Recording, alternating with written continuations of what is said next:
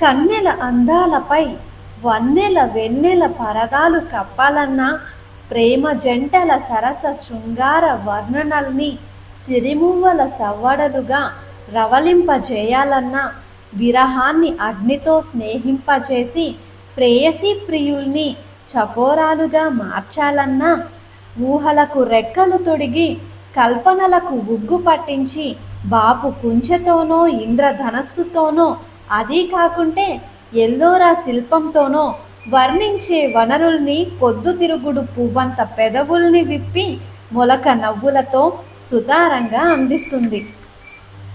పామరుల నోటిలో గేయమై రూపుకడుతుంది. పండితుల కలాల్లో కావ్యమై వెలుగుతుంది.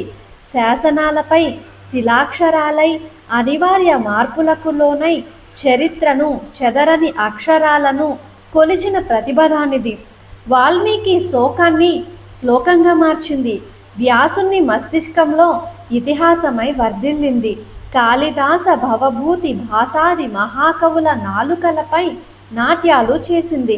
భాష దాని దేహం, భావం దాని ప్రాణం, వర్ణన దాని సౌందర్యం, అక్షరం దాని ఉనికి.